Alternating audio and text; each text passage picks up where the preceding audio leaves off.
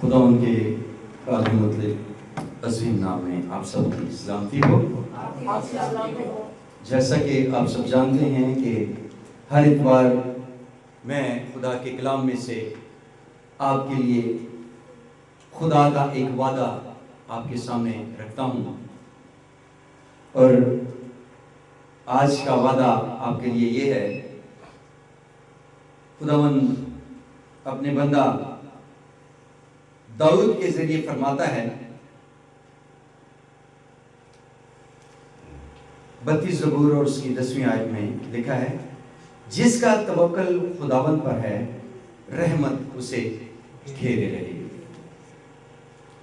میرے عزیزو، ابھی قاضی صاحب نے بڑا خوبصورت ایک میسج آپ لوگوں کے سامنے رکھا ہے، اور بڑی خوبصورت طریقے سے انہوں نے اس بات کو جو وہ آپ لوگوں کے لیے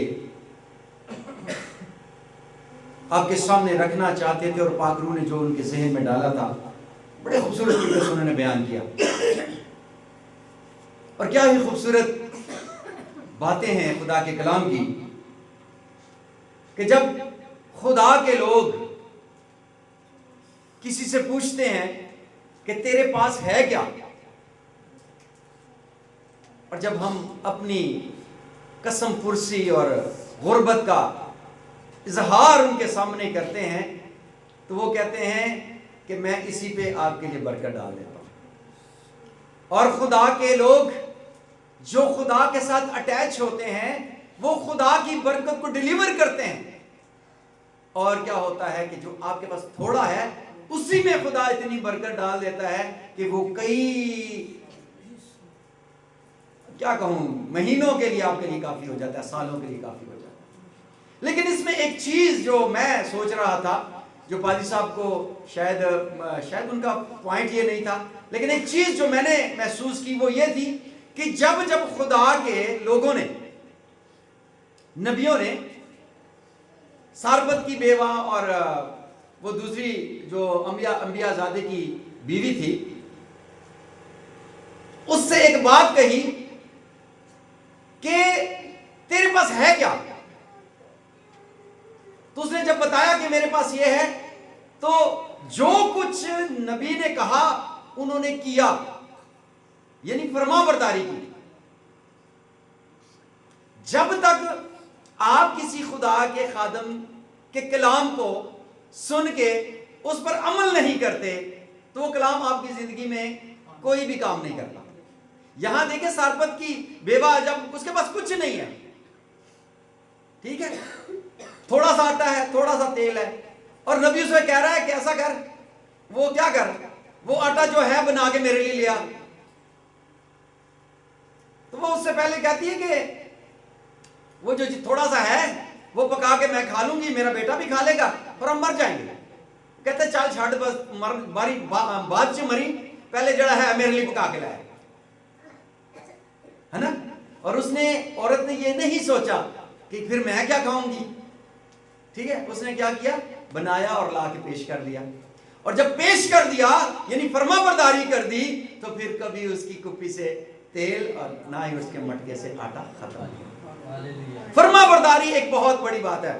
میں اکثر کہا کرتا ہوں کہ یہ جو بائبل ہے نا، پہلی کتاب پیدائش سے لے کے مکاشفہ تک خدا مجھ سے اور آپ سے ایک ہی ڈیمانڈ کرتا ہے کہ میری فرما برداری کرو، میرے حکم کو مانو، جو میں کہتا ہوں وہ کرو۔ اور یہی سب سے بڑی انسان کی ہمیشہ سے کمزوری رہی ہے کہ حکم نہیں ماننا، جو کہا جاتا ہے ہم نے نہیں کرنا، اور اسی لیے ہم کیا ہوتے ہیں، پریشانیوں اور مصیبتوں کے اندر چلے جاتے ہیں۔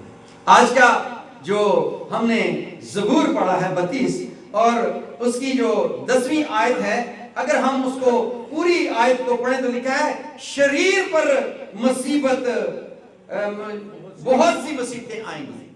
کس پر آئیں گی؟ شریر پر بہت سی مصیبتیں آئیں گی۔ اب یہ شریر کون ہے؟ شریر کس کو کہتے ہیں؟ ہر وہ شخص جو شرارت کرتا ہے وہ شریر ہے۔ آپ جو ابلیس کہہ رہے ہیں ان کو بائبل میں شریروں کا باپ کہا گیا ہے. اس کو شریر کہا گیا, شریروں کا باپ بھی کہا گیا ہے. تو اگر میں اور آپ شرارت کرنے والے لوگ ہیں, ہمارا ذہن بغاوت پر ہر وقت مائل رہتا ہے, نصیحت ہم کو بری لگتی ہے, تو یاد رکھیں کہ خدا کا کلام کہتا ہے کہ شریر پر بہت سی مصیبتیں. اگر آج ہم کسی نہ کسی مصیبت میں ہیں تو کہیں نہ کہیں ہماری ذہن میں شرارت ہوتی ہے. کوئی مصیبت ایسی ہوتی ہے جو ہماری ہی شرارت کی وجہ سے ہم پہ آئی ہوتی ہے, اور ہم ہمیشہ دوسرے شخص کو گناہگار ٹھہراتے ہیں, انگلی کرتے ہیں. یہاں میں آپ سے ایک بات کرتا ہوں, ابھی جو ہم نے سارپت کی بیوہ کی بات سنی ہے, تو اگر وہ کہہ دیتی کہ اس کو کیا پتا یہ ایلیا نبی, اس کو تو پتا کوئی ہے, بس پتہ نہیں کون ہے, منگنے والا ہے, تو وہ کہتی ہے تیرا دماغ خراب ہے, میں خود تھوڑا سا ہے, میں کھا کے اس کے بعد میں بھوکی مرنے والی ہوں, اور تم مجھ سے مانگ رہا ہے. کھوپڑی گھوم جاتی, میں میرے جیسا بندہ کوئی ہوتا تو کہ تیرا دماغ خراب ہے, میں آگے بھوکی مرن نہیں ہوں, ایک پیڑا میرے کو روٹی ہے, وہ بھی ہوں پتہ نہیں کنے دنوں بعد میں کھان لگی ہوں, تو وہ بھی تو میرے کو تو منگن ہے, شرم نہیں آتی, جا کسی اور دے گھر چلا جا. لیکن نہیں, اس نے کیا کیا, اس نے فرما برداری کی. اس نے دیکھا کہ یہ خدا کا خادم لگتا ہے, وہ جو باتیں کر رہا ہے وہ اس کی اپنی نہیں ہے, اس کا لہجہ خدا جیسا ہے, اس کی باتیں اختیار والی ہیں.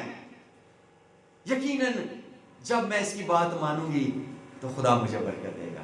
اس کے اسی ایمان نے اس کے لیے مٹکا بھر دیا, کپی بھر دی, اور جب تک کال رہا وہ خالی نہیں.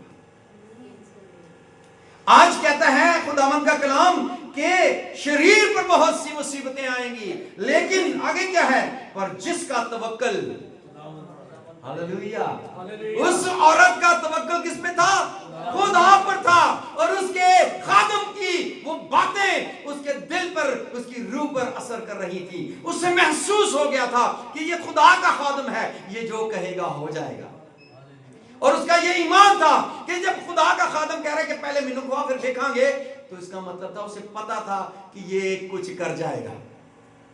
اس نے ایمان رکھا, اور اس کے ایمان کی وجہ سے کیا ہوا, اس کے ایمان کی وجہ سے وہ برکت ملی جس کی وہ متلاشی تھی. وہ بھوک کی تھی نا, اس کو کھانا چاہیے تھا نا, اس کو مل گیا.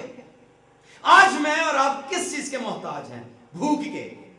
بھوک مختلف قسم کی ہے, پیٹ کی بھوک ہے, نظر کی بھوک ہے, ہوس کی بھوک ہے, بھوک بھوک بھوک بھوک, یہی ہے سب کچھ. اور خدا ہماری ہر بھوک پوری کرنے کی قدرت رکھتا ہے. ہاللویا. اگر وہ ہماری ہر ضرورت کو پوری کرنے کی قدرت رکھتا ہے, تو پھر جس کا توکل خداوند پر ہے, رحمت اسے کیا کرے گی, گھیرے رہے گی. آج کی اس دنیا میں مصیبت, مشکلات, آزمائش, یہ انسان کے چوگرد ہر وقت اسے گھیرے رہتی ہیں. پتہ ہے کیوں؟ اس لیے کہ ہم خدا کے کلام کو اپنی زندگی میں نہیں لیتے. اگر کوئی نصیحت خدا کے کلام سے کی جاتی ہے تو ہمیں پریشانی ہو جاتی ہے. ہمارے اندر کی نیگیٹیوٹی, ہمارے اندر کی وہ تاثیریں جو خدا کے کلام اور خدا کے پاک روح کو ریجیکٹ کرتی ہیں, وہ ہمیں خدا کے خادم کی بات ماننے کے لیے روکتی ہیں.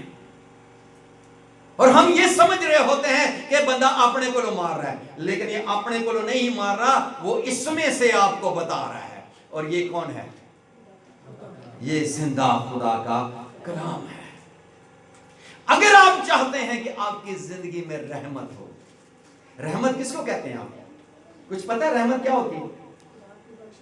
بخشش, خدا کی شفقت, خدا کی محبت, خدا کا جو سارا ایک نظام ہے آپ کو اپنے کمفرٹ میں رکھنے کا, اس کو ہم رحمت کہتے ہیں.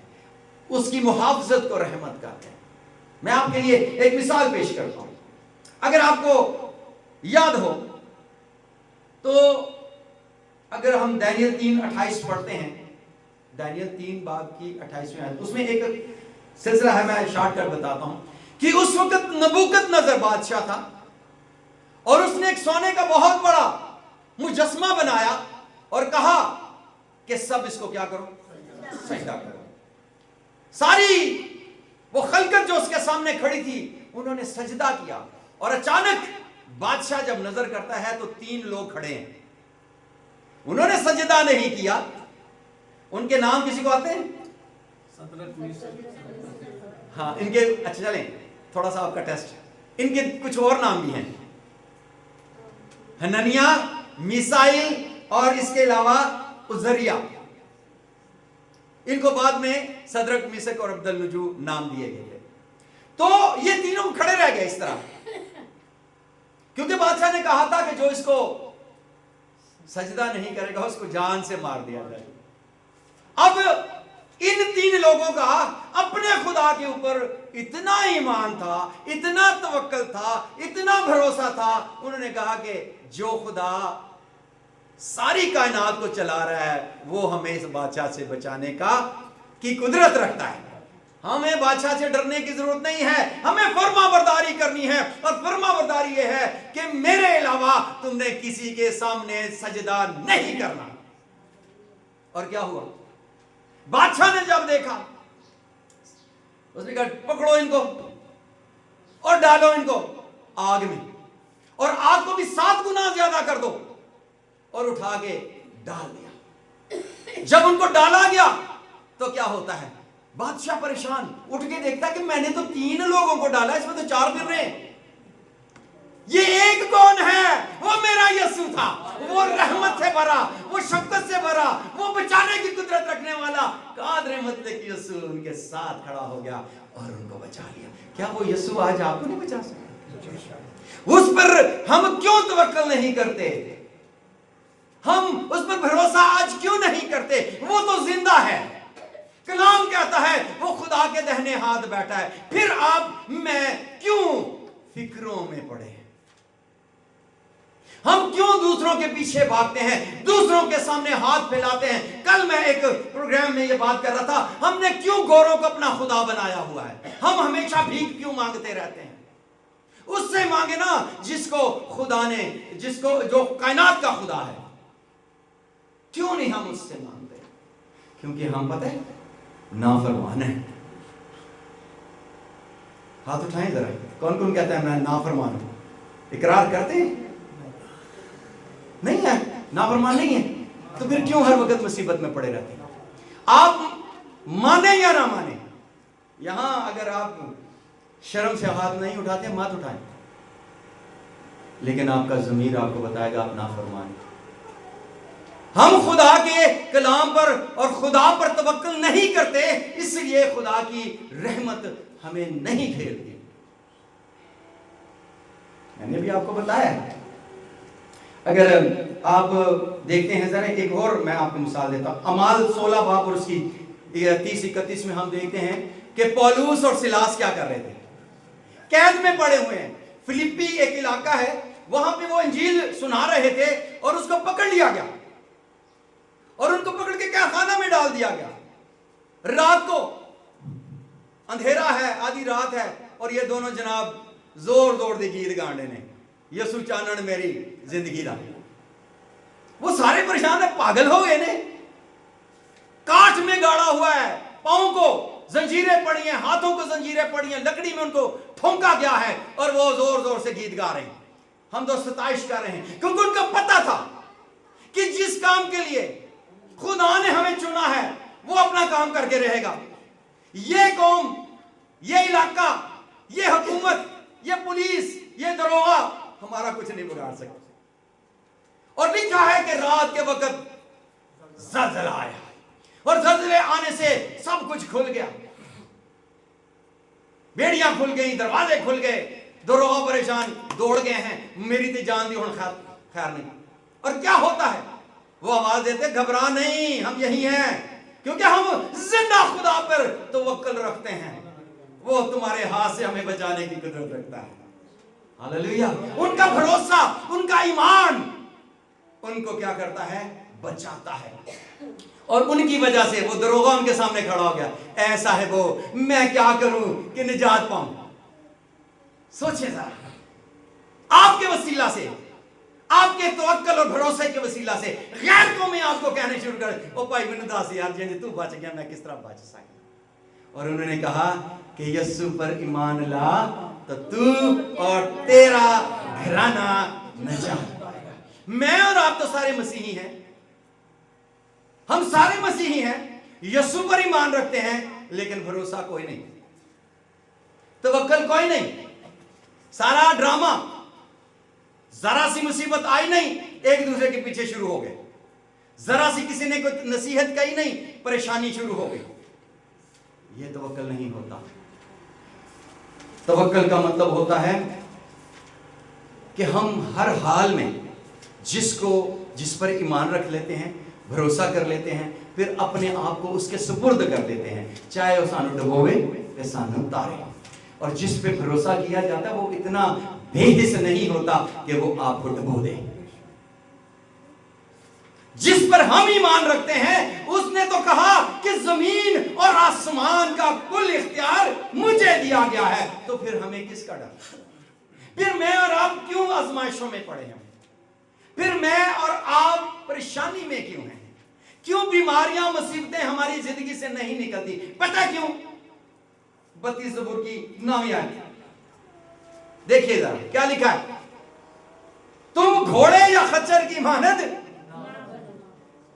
سوچیں ذرا, یہ لفظ بڑا سخت ہے جو داؤد نے کہا ہے.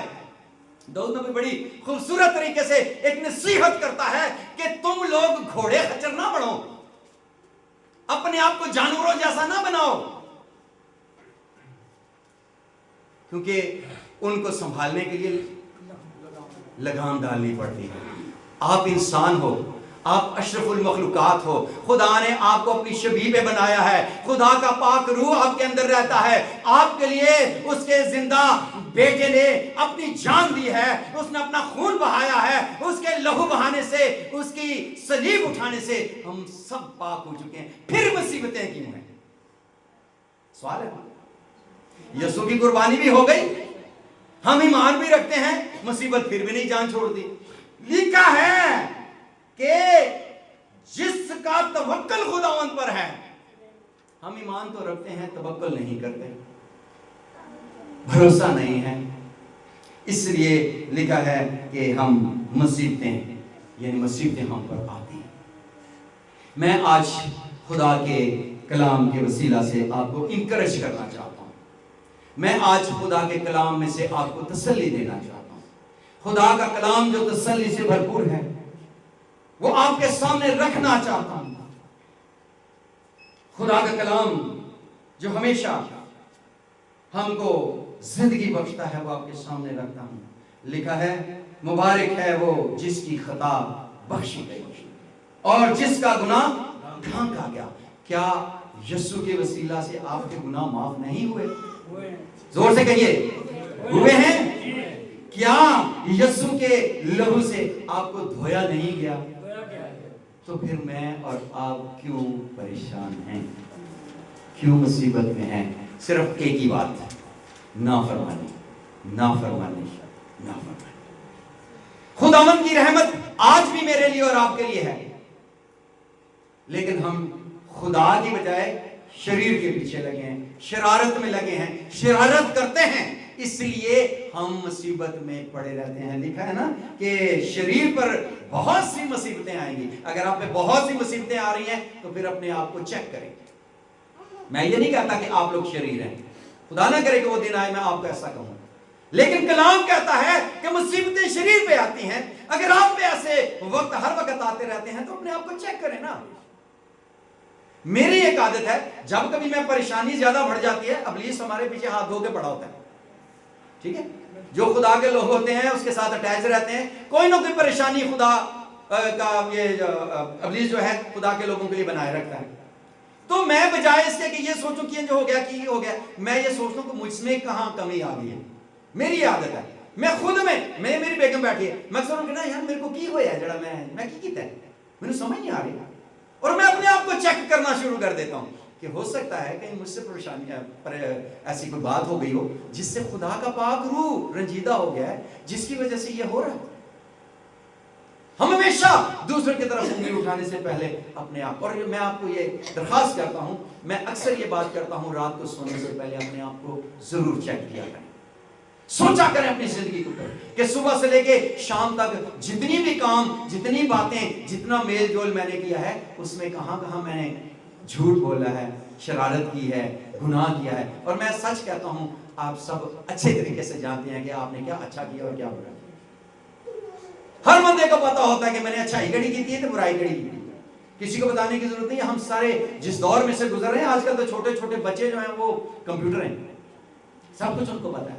تو آج آپ کو انکریج کرنا چاہتا ہوں کہ یاد رکھیے کہ خدا کا یہ وعدہ کہ وہ ہمیں اپنی رحمت سے گھیرے رہے گا، وہ اس وقت کے لیے نہیں تھا جب داؤد تھا، بلکہ وہ آج کے لیے ہے. خداوند آج بھی اپنے لوگوں کو اپنی رحمت سے گھیرے رکھتا ہے. اور میں آپ کو کہنا چاہتا ہوں کہ ہر حال میں خداوند پر توکل اور بھروسہ رکھیں، تاکہ خداوند جیسے صدرک، میشک اور عبدالنجو کو اس نے بچایا تھا، وہ آپ کو بھی بچانے کی قدرت رکھتا ہے. جیسے پولوس اور سلاس کو اس نے قید خانہ سے چھڑایا تھا، آپ کو مصیبت کی قید سے وہ نکالنے کی قدرت رکھتا ہے. اور اپنے گناہوں کا اقرار ضروری ہے، کرتے رہا کریں. یہ بھی پچھلے سنڈے میں کہیں تھا دوسرے برانچ میں، خدا نے ہمیں ہمارے چرچ کو ایک دوسرا چرچ بھی دیا ہے، تو میں وہاں تھا، تو وہاں میں نے یہ بات کہی کہ ضرور ہر روز اپنے گناہوں کا اقرار کیا کریں. پتہ نہیں جس چیز کو ہم اچھا کہہ رہے ہوتے ہیں وہ خدا کی نظر میں بری ہو اور ہم گناہ گار ٹھہرے ہوں. اس لیے رات کو سونے سے پہلے خدا کے سامنے بڑی سچائی سے اپنے گناہوں کا اقرار کیا کریں، تاکہ خدا آپ کو معاف کرے. اور جب آپ ایسا کریں گے تو پھر خداوند ہمیں کیا کرے گا؟ اپنی رحمت سے گھیرے گا. آج کا وعدہ خدا کا یہی ہے کہ وہ آپ کو اپنی رحمت سے گھیرنا چاہتا ہے. آپ میں سے کون کون چاہتا ہے کہ میں خدا مجھے اپنی رحمت سے گھیرے؟ اچھا، آپ کو نہیں ضرورت؟ اچھا انہوں چکے ہیں. چلیں، یہ بھی خدا کی رحمت ہے جو آپ کی گود میں ہے. ہاللیلویہ. سو آئیں، اپنے سروں کو جھکائیں اور خدا کے اس وعدے کو اپنی زندگی میں لیں کہ جو خداوند پر توکل کرتے ہیں، خدا کی رحمت انہیں کیا کرتی ہے؟